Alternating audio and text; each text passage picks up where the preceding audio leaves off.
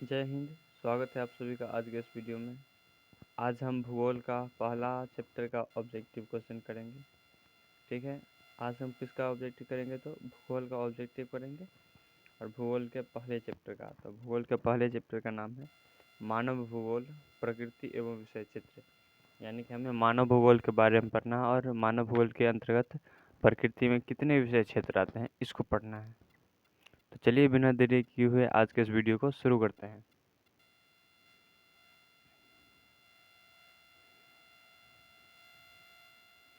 जो हमारा पहला ऑब्जेक्टिव है उसका नाम है कौन सामाजिक भूगोल का उपक्षेत्र नहीं है, यानी कि कौन है जो सामाजिक भूगोल के अंतर्गत नहीं पढ़ा जाता है। तो हम अब सबसे पहले ऑप्शन को देखेंगे कि लिंग भूगोल, ये सामाजिक भूगोल के अंतर्गत ही पढ़ा जाता है। फिर है सांस्कृतिक भूगोल, यानी कि कहीं जो सामाजिक कार्यक्रम होता है ये भी मानव भूगोल में ही पढ़ा जाता है, सामाजिक भूगोल में। और चिकित्सा भूगोल ये भी सामाजिक भूगोल में ही आता है। जो सामाजिक भूगोल का उपक्षेत्र नहीं है वो है सैन्य भूगोल, क्योंकि सैन्य भूगोल को राजनीति भूगोल में पढ़ा जाता है। ठीक है, सैन्य भूगोल को राजनीति में पढ़ा जाएगा। तो जो हमारा राइट आंसर हो जाएगा कि कौन सामाजिक भूगोल का उपक्षेत्र नहीं है, तो वो है सैन्य भूगोल। ठीक है, सैन्य भूगोल हमारा उपक्षेत्र नहीं है। तो ए का राइट ऑप्शन हो जाएगा हमारा सी। ठीक है, अगला क्वेश्चन देखते हैं। आगे कोई क्वेश्चन नहीं है, आगे हमने डिफिनेशन ले लिया है। चलिए इसको देखते हैं। क्वेश्चन में कह रहा है भूगोल क्या है, यानी कि हमें इसमें भूगोल की परिभाषा पूछा गया है कि भूगोल क्या होता है। तो इसका डिफिनेशन है कि भूगोल पृथ्वी सतह का एक ऐसा वैज्ञानिक विषय है जिसके अंतर्गत किसी क्षेत्र का अध्ययन स्थानीय दृष्टिकोण से किया जाता है।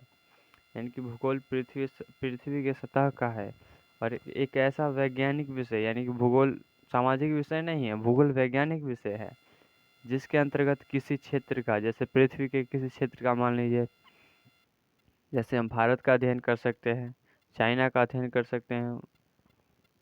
अध्ययन स्थानीय दृष्टिकोण से किया जाता है, यानी कि हम उस स्थान पर जाकर वहाँ के भौगोलिक चीज़ों को दृष्टिकोण से किया जाएगा, तो उसे हम भूगोल कहेंगे। ठीक है, तो भूगोल पृथ्वी सतह का एक ऐसा वैज्ञानिक विषय है जिसके अंतर्गत किसी क्षेत्र का अध्ययन स्थानीय दृष्टिकोण से किया जाता है। ठीक है, और देखिए अगले है भूगोल को दो भागों में बांटा गया है। भूगोल को दो भागों में बांटा गया है, एक है भौतिक भूगोल, दूसरा है मानव भूगोल। ठीक है, तो भूगोल को कितने भागों में बांटा गया है? तो दो भागों में बांटा गया है, भौतिक भूगोल और मानव भूगोल। अब आगे देखते हैं। देखिए भौतिक भूगोल, यानी कि भौतिक भूगोल क्या होता है पहले इस बारे में देखते हैं। देखिए भौतिक भूगोल में भौतिक घटकों का अध्ययन किया जाता है, जैसे पेड़ पौधे, पर्वत, पठार, वायुमंडल, महासागर इत्यादि। यानी कि जो पेड़ पौधे हैं, पर्वत है, पठार है, मैदान है, वायुमंडल है, महासागर है, ये सब किसके अंतर्गत आते हैं? तो ये सब भौतिक वातावरण के अंतर्गत आते हैं, भौतिक घटक के अंतर्गत आते हैं। ठीक है, और इन सभी का विस्तृत रूप से अध्ययन, यानी कि पठार के बारे में, महासागर के बारे में, ये सब भौतिक भूगोल में इन सभी का विस्तृत रूप से अध्ययन। ठीक है, इन सभी का, किन सभी का? तो पौधे, पर्वत, मैदान, पठार, वायुमंडल, इन सभी का विस्तृत रूप से अध्ययन, यानी कि उल्लेख करके रूप अध्ययन, उल्लेख करके पूरी तरह भूगोल की शाखा भौतिक भूगोल में की जाती है। यानी कि भौतिक भूगोल, भौतिक घटकों का अध्ययन कहाँ किया जाता है? तो भौतिक भूगोल में किया जाता है। ठीक है, तो भौतिक, इन सभी का विस्तृत रूप से अध्ययन भूगोल की भौतिक भौतिक शाखा भूगोल की शाखा भौतिक भूगोल में की जाती है। ठीक है, फिर है, फिर देखिए, फिर है मानव भूगोल। मानव भूगोल में मानव तथा मानव निर्मित क्षेत्रों का अध्ययन किया जाता है। यानी कि मानव भूगोल में क्या है कि मानव भूगोल में मानव के बारे में और मानव ने जो चीज़ बनाई है उनके बारे में पढ़ा जाता है। ठीक है, जैसे उद्योग हो गया, रेल लाइन हो गई, शहर हो गया, बाजार हो गया, गांव, विद्यालय, सड़क, जनसंख्या, इन सब के बारे में पढ़ा जाता है। किसमें? तो इन सब के बारे में मानव मानव भूगोल में पढ़ा जाता है। और देखिए यहाँ लिखा हुआ भी है, इन सभी का उद्योग, रेल लाइन, शहर, गांव, बाजार, इन सभी का विस्तृत अध्ययन भूगोल की दूसरी शाखा मानव भूगोल में की जाती है। तो आप समझ गए होंगे कि मानव भूगोल में क्या पढ़ा जाएगा। तो मानव भूगोल में उद्योग, रेल लाइन, शहर, बाजार, गांव, विद्यालय, सड़क, जनसंख्या इत्यादि के बारे में हम पढ़ेंगे। और ये भूगोल किस में पढ़ेंगे? तो मानव भूगोल में पढ़ेंगे। ठीक है, फिर देखिए हमारा ऑब्जेक्टिव शुरू हो जाता है। ऑब्जेक्टिव है कि मानव भूगोल का जनक किसे कहा जाता है। यानी जो मानव भूगोल के रचयिता है, सबसे पहले किन्होंने किया था, मानव भूगोल का जनक किसे कहा जाता है? तो मानव भूगोल का जनक ये कहा जाता है रैटजेल को। ठीक है, मानव भूगोल के जनक कौन है? तो मानव भूगोल के जनक रैटजेल है। इन्होंने ही सर्वप्रथम मानव भूगोल की परिभाषा दी थी। ठीक है, तो मानव भूगोल का जनक किसे कहा जाता है? तो रैटजेल को कहा जाता है।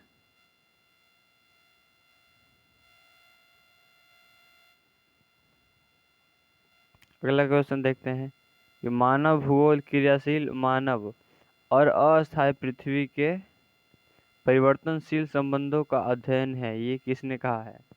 यानी कि ये एक मानव भूगोल का परिभाषा दिया हुआ है कि मानव भूगोल क्रियाशील मानव और अस्थायी पृथ्वी के परिवर्तनशील संबंधों का अध्ययन है, यह किसने कहा है? तो ये कहा है कू एलन सिंपल ने। ठीक है, कू एलन सिंपल ने यह बात कही थी। इन्होंने इस चीज़ का इसको परिभाषित किया था मानव भूगोल को, और ये इन्हीं की परिभाषा है। ठीक है, तो मानव भूगोल क्रियाशील मानव और अस्थायी पृथ्वी के परिवर्तनशील संबंधों का अध्ययन है, ये किसने कहा है? तो ये कहा है कू एलन सिंपल ने। ठीक है, अगला क्वेश्चन है नवनिश्चयवाद। नवनिश्चयवाद अवधारणा में किस घटक को महत्वपूर्ण माना गया है? यानी कि मानव का विकास एवं पृथ्वी का विकास, प्रकृति का विकास फिक्स है, यह किसने कहा है? निश्चय है। यानी कि इससे अगर आगे मानव जाता है तो मानव जाति का विनाश हो सकता है। ठीक है, जैसे मान लीजिए कि अभी पेड़ बहुत कम ही बचे हैं, तो अब मान लीजिए अगर मानव पूरा पेड़ की अगर पूरी तरह सफाई कर देता है तो मानव जीवन संभव नहीं है। इसलिए कहा गया कि नवनिश्चयवाद है कि मानव को इतने अपनी आवश्यकता को इतना ही रखना चाहिए, अधिक बढ़ाना नहीं चाहिए। तो ये होता है नवनिश्चयवाद। अवधारणा में किस घटक को महत्वपूर्ण माना गया है? यानी कि कोई चीज़ निश्चित रहेगा, इसमें किस घटक को महत्वपूर्ण माना गया है? तो इसमें प्राकृतिक घटक को महत्वपूर्ण माना गया है, क्योंकि प्रकृति में हर चीज़ तो निश्चित है ना भाई। जैसे मान लीजिए पेड़ पौधे हो गए, मिट्टी हो गई, जमीन हो गई, ये सब क्या है? निश्चित है। ठीक है,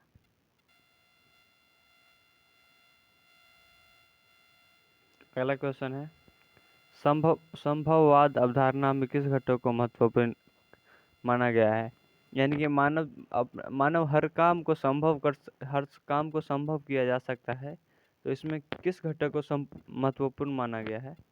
तो इसमें मानवीय घटक को महत्वपूर्ण माना गया है। ठीक है, क्योंकि मानवीय जो है वो हर चीज़ को संभव बना सकता है मानव, इसलिए संभववाद अवधारणा में मानवीय घटक को महत्वपूर्ण माना गया है।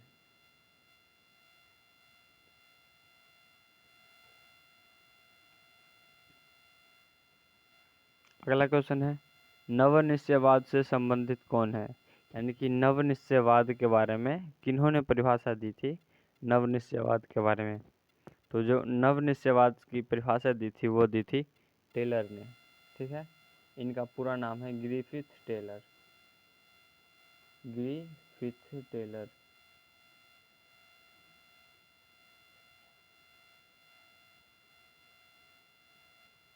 इनका पूरा नाम है ग्रिफिथ टेलर, जो कि नवनिश्चयवाद के परिभाषा दिए थे। नवनिश्चयवाद का इन्होंने परिभाषा दिया था। ठीक है, तो नवनिश्चयवाद से संबंधित कौन है? तो टेलर संबंधित है।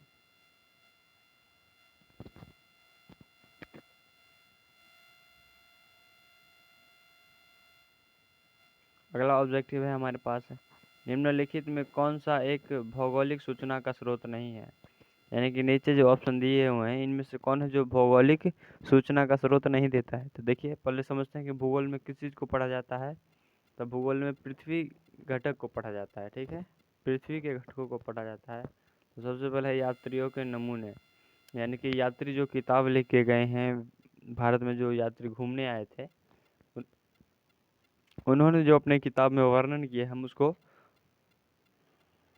भौगोलिक सूचना का स्रोत मान सकते हैं। दूसरा है प्राचीन मानचित्र, यानी कि जो पुराने ज़माने में मानचित्र होते हैं उनको भी हम भौगोलिक सूचना का स्रोत मानेंगे। प्राचीन महाकाव्य, यानी कि जो प्राचीन महाकाव्य है, पुराने महाकाव्य जैसे रामायण महाभारत है, उसके बारे में उसको भी हम भौगोलिक सूचना का स्रोत मान सकते हैं। तो जिसको भौगोलिक सूचना का स्रोत नहीं है वो है चंद्रमा से चट्टानी पत्थरों के नमूने। चंद्रमा पर चट्टानी पत्थर बताइए कहाँ से आएंगे, चंद्रमा पर सिर्फ गड्ढे गड्ढे मिट्टी है। तो चंद्रमा से चट्टानी नमूने ये हो गया निम्नलिखित में से भौगोलिक सूचना का स्रोत नहीं है। तो ये भौगोलिक सूचना का स्रोत नहीं है, ठीक है। तो कौन है जो कि भौगोलिक सूचना का स्रोत नहीं है, तो चंद्रमा से चट्टानी नमूने, ठीक है। सी हमारा राइट आंसर हो जाएगा 7 का।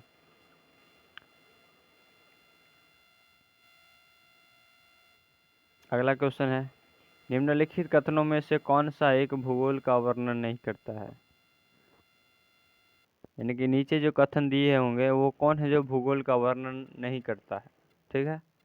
इसका ऑप्शन देखते हैं। पहला है समाकलनात्मक अनुशासन, यानी कि किसी के बीच समाकलनात्मक अनुशासन है तो ये किस चीज़ का वर्णन नहीं करता है, तो ये मानव भूगोल का वर्णन नहीं करता है, समाकलनात्मक अनुशासन, ठीक है।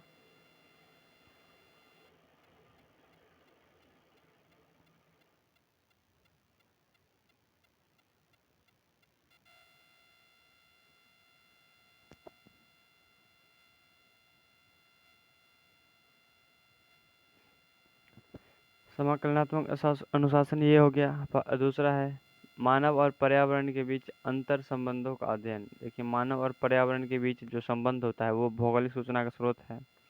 द्वैधता पर आश्रित, यानी कि द्वैधता पर आश्रित, दूसरे चीज़ों पर आश्रित होना।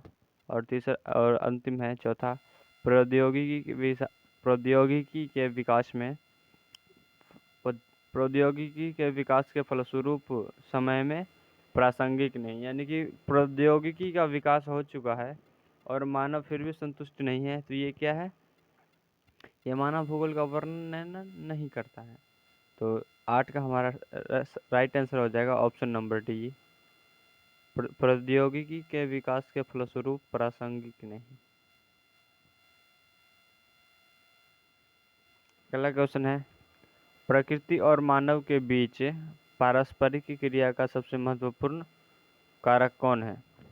यानी कि प्रकृति और मानव के बीच में जो पारस्परिक क्रिया हो रहा है इसका महत्वपूर्ण कारक क्या है, इसका महत्वपूर्ण उदाहरण क्या है। तो क्या ये बुद्धिमत्ता है, बुद्धि है, तकनीक है, समझबूझ है, या फिर भाईचारा है। तो मानव और प्रकृति के बीच की जो पारस्परिक क्रिया का अच्छा उदाहरण है वो है तकनीक, ठीक है, टेक्नोलॉजी, प्रौद्योगिकी, इसको हम कह सकते हैं टेक्नोलॉजी।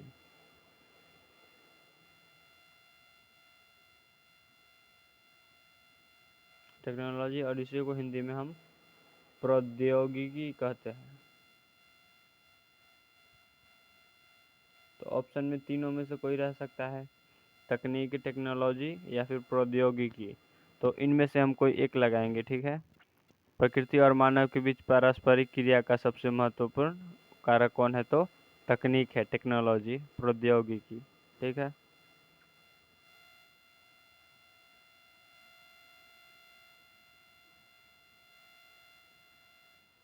अगला क्वेश्चन देखते हैं, निम्नलिखित में कौन मानव की मूल आवश्यकता से संबंधित नहीं है। यानी कि इसमें पूछा जा रहा है कि कौन है जो मानव की मूल आवश्यकता नहीं है। तो अब सब जानते हैं कि मानव की मूल आवश्यकता क्या है।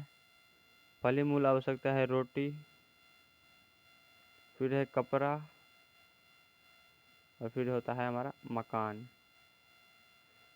ये हमारे 3 मूलभूत आवश्यकता है। हमें कुछ मिले न न मिले, रोटी मिलनी चाहिए, कपड़ा मिलना चाहिए और मकान मिलना चाहिए। ठीक है, तो इनमें से देखिए ऑप्शन देखते हैं। यहाँ है कृषि है, तो कृषि रोटी के अंतर्गत आएगा। गृह निर्माण है, ये मकान हो जाएगा। और वस्त्र उद्योग हमारे कपड़े हो जाएंगे। तो जो परिवहन है वो हमारी मूल आवश्यकता नहीं है। ठीक है, तो निम्नलिखित में कौन मानव की मूल आवश्यकता से संबंधित नहीं है? तो परिवहन राइट आंसर हो जाएगा 10 का ए।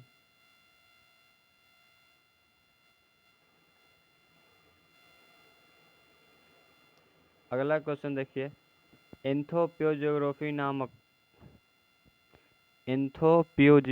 पुस्तक किसने लिखी? यानी कि जो एंथोपियोजियोग्राफी है यह पुस्तक किन्होंने लिखी थी?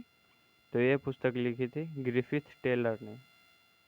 सॉरी, ये लिखा था रेटजेल ने, फ्रेडरिक रेटजेल ने, जो कि मानव भूगोल के जनक है। ठीक है, एंथोपियोजियोग्राफी पुस्तक लिखी थी रेटजेल ने, जो कि मानव भूगोल के जनक हैं।